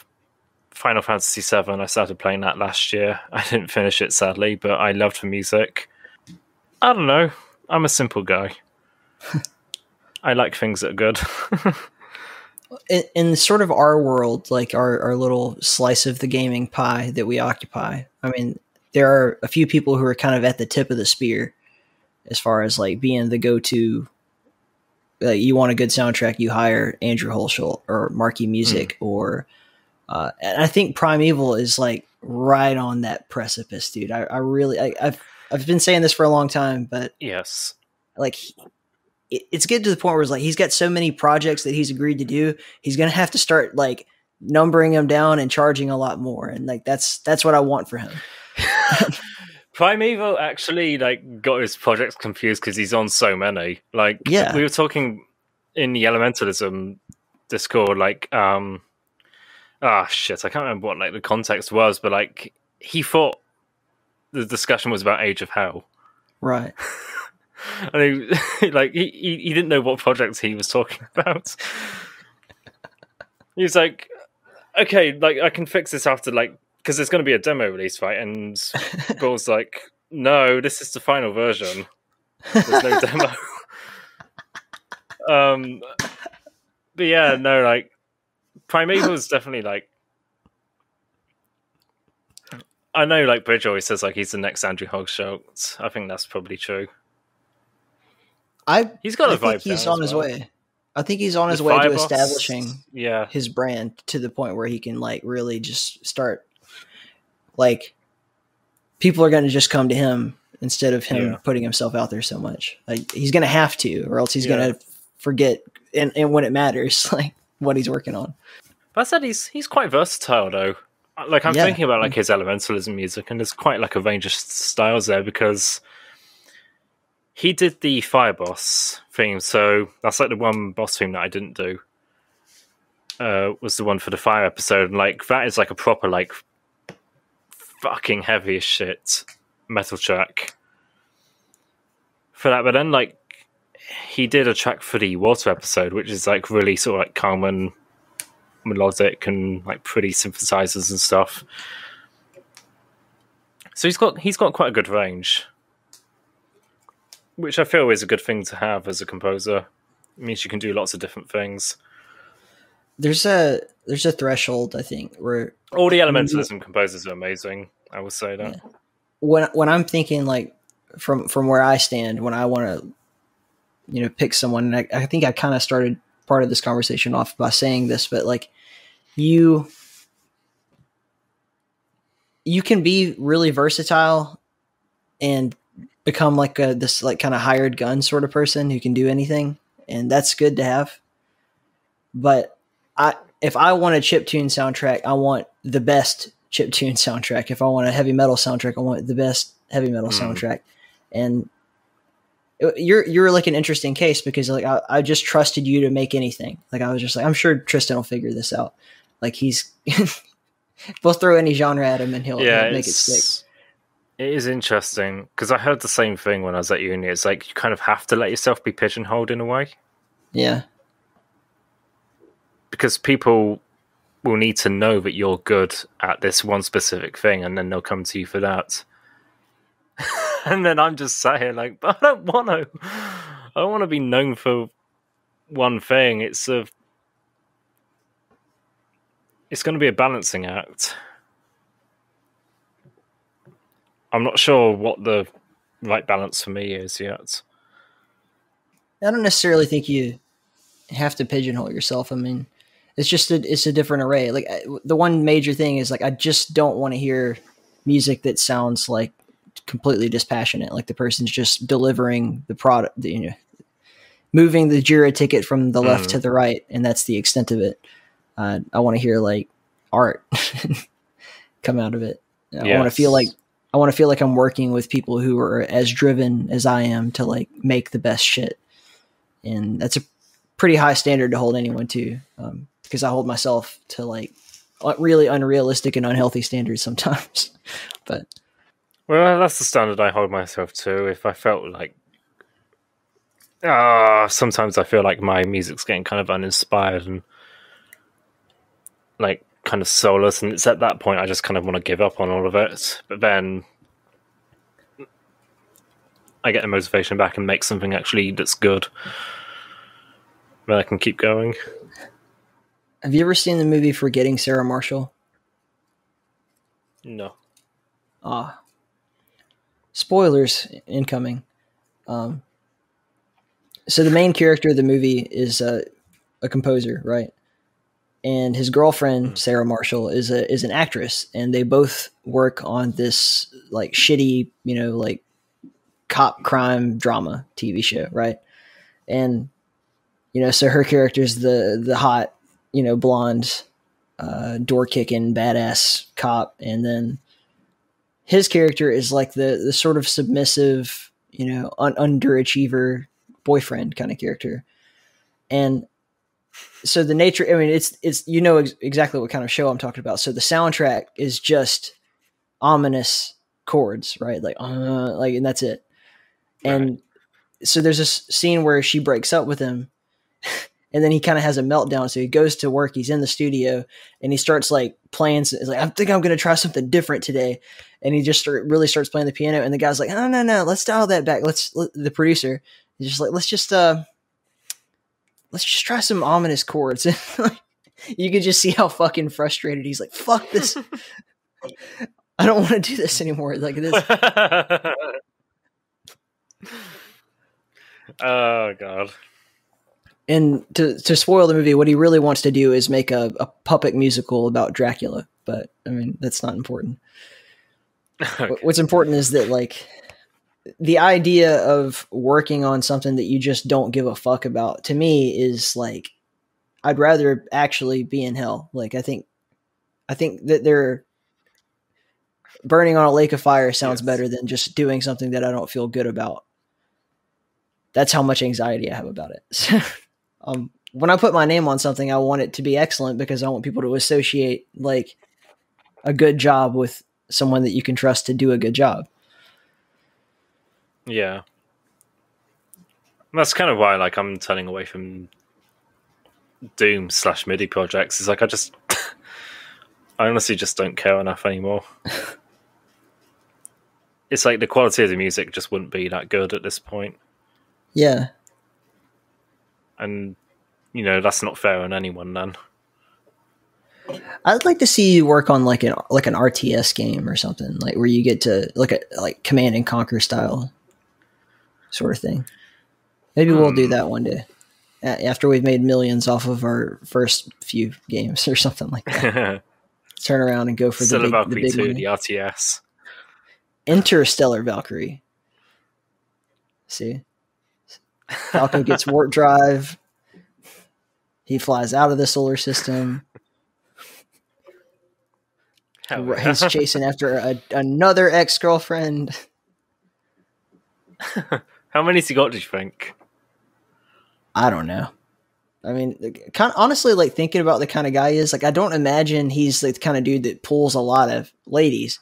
I feel like he's the kind of dude who like his particular sense of humor charms, 1 out of 10 kind of thing. So it's not always, it's not always on for him. Maybe Kat was his only one, and that's why he's trying to get her back so badly. I'm really looking forward to, because this is Falco, my man. Because it really is a truly kid friendly game, and like you've seen me like bring it back, like, guys, we need to make this like at least like E10 plus level kind of thing. But I'm really looking forward to seeing how the psychotic crazy fan fiction people on the internet start extrapolating on like little things that happen. Because first of all, our game has anthropomorphic animals in it, which means we're definitely going to get the furry crowd. They're going to show up. Didn't we already have one? Like, someone drew like Falco with like thick thighs, and it was actually really cool. Really early. It was like all we had was like the first trailer. Like nobody had really seen much. Yeah. No, that one was really cool. I think my girlfriend drew him a few times as well. Yeah, I mean, we got to give it a scumhead, dude. People doubt me, but I'm telling them like this kid has something really special, and like I'm seeing it come alive every day. And that's another really interesting thing about art styles, is because as I'm playing through something like Elementalism or like anything Bridgeburner or Arlene, like that group of people puts out, I mean, these are really visually striking kind of things. And then I feel like Stellar Valkyrie is just so completely far removed from it. And that's exactly where I want it, because I do not want to be compared to like that level of, not to say that Uruguay isn't an amazing mapper in his own way, but it's like a totally different kind of game, really. Yes. Yeah. It's like, you can think of visual styles as like different genres of music in a way. Yeah. I'm not so much like you can like draw actual parallels or anything, but it's just different. Not necessarily, it's not better or worse. Like there's a racing game called Slipstream, which I'm a massive fan of. I was introduced to it like a year ago, and like that's kind of like where my whole like kind of synthwave, vaporwave kind of aesthetic liking, it came from that game, because it has the synthwave soundtrack, and I was like, okay, I really like this music. I want to do music like this. So that's what I'm trying to put into Stellar Valkyrie. And it's like, that's a game that came out like only a few years ago, but people see it and like, it does kind of look like it might have come out in the 80s or something. It has that kind of Outrun arcade style feel to it. It's retro in the truest sense of the word. Let's make a racing game next. That'd be fun. Oh yes, please. I love driving. We were talking. Yeah, we were talking about like after Stellar Valkyrie in like the last meeting. It's like there's so many like cool things we could do next. Yeah, assuming it's a success enough to keep going, then yeah, like we can do anything we want. And we're lucky because we have a lot of options that aren't like, I've structured on purpose in the Keep in a way that like if any one of our games fail, like the business will not go under. Like we will be fine. Like this is all very, I'd say like at the scale we're at right now, we're playing with the right amount of like investment versus like risk, and I'm happy with it. But that is something to think about, because by the time we actually fucking finish this game, I mean, good God, we may all be very different people for all I know. Wishlist Stellar Valkyrie. Yes, wishlist it now. More games. Please do. Hit that like and subscribe button, and be sure to leave 5 stars on Apple Podcast. Yeah, I feel like you're like this untapped, just gold mine. Like when I look at someone like you or like Uber or like Scumhead, I feel like you're the kind of person who could just be pointed in the right direction, or like find yourself walking in the right direction one day and then just like hit it fully. I just don't. I hope that this is that moment, but I'll never claim to be able to conjure up a moment like that. So Stellar Valkyrie is your first ever commercial It game, is, right? yeah. Yeah. Yeah. I mean, it's a bit of a pipe dream, maybe, to hope to knock it out of the park on like the first go, but hopefully, like, it can lead to something like even bigger. That'd be pretty exciting. Yeah. Where do you think you see yourself in like 10 years? Like in an ideal scenario. Not this question. all I want to do is just like write music.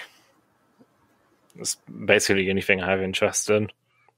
If I could just spend all my days doing that, like, I'd be more than happy with that. Because I had Nash on last recording session, and I was kind of asking him very similar questions because he's another guy who's like, he's been in the GZ Doom thing for like 20 years or something like that, and is just now like starting to experiment with like putting out his own stuff and everything. And I don't know, it's exciting to me. Like, I love watching like people that I care about succeed. Like that just, it's almost better than me succeeding. I get so much joy out of like the idea that in any way whatsoever, I may have played a small part in like someone finding the realization of their dreams or whatever. Like it means a lot to me. Wow. Are you ready for some questions from our Patreon supporters to kind of close out the second hour? Oh gosh. Yeah, go on. All right. From Ben, what methods or tricks help you when you are creatively stuck? Oh shit. Well, plot twist, I'm always creatively stuck. I have to deal with like creative block and burnout pretty much constantly. I don't really know why. It's hard to keep momentum going. What do I do about it? I honestly don't know. I'm trying to like think of like an actually good answer. Because it's one that's like been asked, but I can't think of anything other than just like not do it until I do have an idea, which is why I guess I take quite a long time to actually do anything. That's like the most unprofessional answer. It's something that Chris and I talk about a lot, actually, is like, where does creativity come from? Because as you said, like sometimes you just don't do anything until like a spark magically conjures itself into your consciousness, and then you like run away and go do that for a while, and then you come back. And I totally get that. Yeah. Like I will just kind of occupy myself doing something else until like I get the eureka moment, and then I will stop whatever I'm doing and get up, as long as it's not like a fire or something like that, Yeah. or driving. Yeah. Well, it's like, if I was to give an example, it's like because I've got that boss track for Stellar Valkyrie, and it's like, when did I post the first draft for that? It was like 2 months ago or something, right? Something like that. Yeah. It's like I still haven't finished it. I don't know what I want to do with the track. I really like what I've made, but I don't know where to take it. And it's just, I'll figure it out at some point. I feel like when I tell you it's due, like I'll be like, hey dude, we got 2 weeks until demo time. You're just going to like smash it, and you're going to knock it out of the park. Yeah. I think like taking time away from it and then coming, like actually putting it back in focus, because I haven't done that yet, admittedly. Because of like Elementalism's release, I've been more focused on that. So it's like, maybe now that I've had like a couple of months away from it, maybe if I sit down now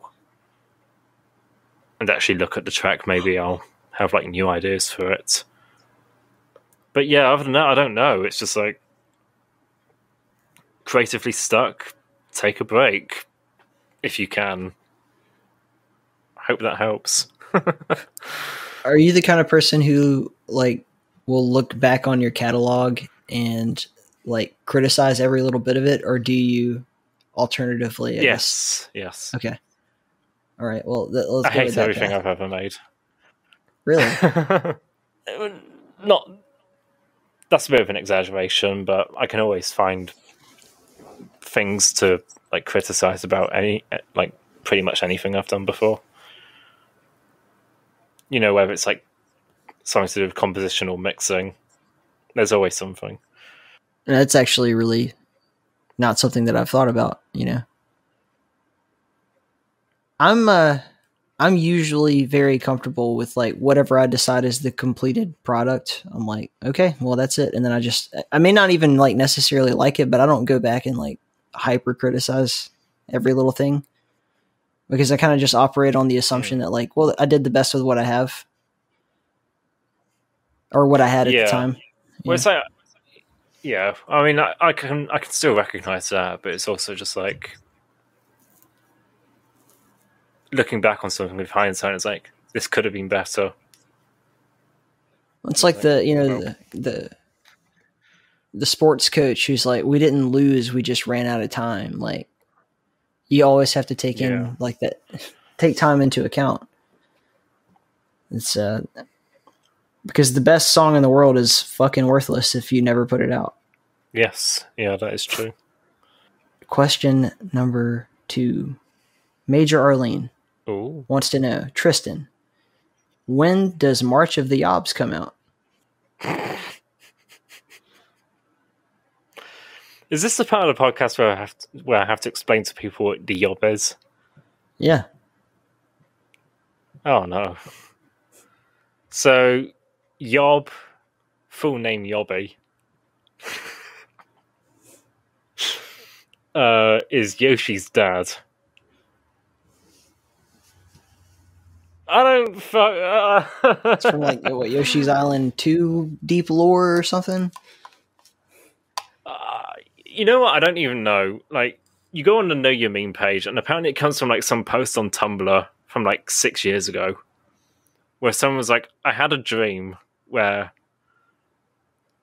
I met Yoshi's dad, and his name was Yobby, and he looks like this," and like they fucking drew Yoshi's dad as they had dreamt him, and that's Yobby. And now for some reason, like, I don't know, like, I'm nothing to do with this. I'm an innocent bystander.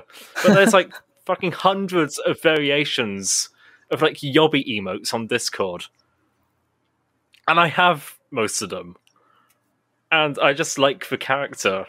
And so he's my avatar on Discord, and like people who like aren't as like in on the meme as much, I guess, just like associate me with with this fucking blue Yoshi's dad. There's definitely no one else listening to the podcast now. I've weirded everyone out. Sorry. Yeah, it's such a big part of like, you know, because it's easy to forget that you don't have a like interpersonal relationship that involves like sight and sound with every single person you interact with on a regular basis when it comes to like Discord, right? And so the you that is presented to the vast majority of the people who interact or like cross paths with you on Discord is you're just the weird Yoshi thing guy. Like, because it's, I mean, you got like a Nitro subscription specifically so that you could just blow the fuck up out of the Yob meme. Pretty much. Oh god. People who don't know me are going to be listening to this and like, this guy's fucking weird. Who is this prick? I mean, if you look back across the catalog, I feel like if they've stuck around this far, you're a pretty mild case of weird. Oh, we've had Sonya Waffles and Metal Neon on the show before, like that. And I know neither of them will mind me saying that. So, well, it's 2 hours now, and I hate to be this way, but like I'm getting kind of tired. Like I want to like not necessarily go to sleep, but are you really? Take my night gummies and like lay in the bed and watch Star Trek until I like fall asleep, and then like sleep for a healthy amount of time, and then wake up tomorrow morning and like do my job. Have you considered just not being tired? Dude, I've been doing the whole try not to be tired thing for years. My entire life up until like the last 2 weeks, really. Yeah, me too. I don't know. I don't really drink anymore, and I sleep like a freaking like a baby. And I'm not saying that like drinking is inherently bad. I just mean like it was such a big part of my lifestyle for so long that it was one of those like ritualistic things. And then I think, you know, because you associate, you think like alcohol makes you tired. Okay, like you drink and you'll go to sleep or whatever. But the reality of what happens when you're like obsessive like me is that you have a beer and you're like, I'm going to try to relax. And then you get on the web and then you start thinking about cool opportunities and ideas. And then the next thing you know, it's 4 hours and 6 beers later. And you can't go to bed now. So, but I find that I'm much more efficient, and sometimes it is best to just ignore stuff and wait until the next day after you're well rested and think about it from the different side of it. It's that was really, I don't know if you heard the one that I recently put out with Ben and Dawa, but it was like mostly talking about. You don't have to unless you just really want to, but talking about like, cause they're both into like the Wim Hof, like cold, exposure and all that kind of stuff. And we got to talking about like meditation and yoga and sleep, you know, circadian rhythm and all that kind of stuff. And, I don't know why it was so like difficult, cause it's almost like a cognitive dissonance thing. It's like you know that the whole like staying up all night and sleeping all day and or whatever, like or not getting any sleep at all, you know it's bad while you're doing it, and you just keep doing it. And I feel like I'm just getting old now, and I want to at the end of the day I just want to watch TV and go to sleep. I worked night shifts for between July and this month. Yeah, me too. And well, I have to say, I think it really fucked me up a bit. Yeah.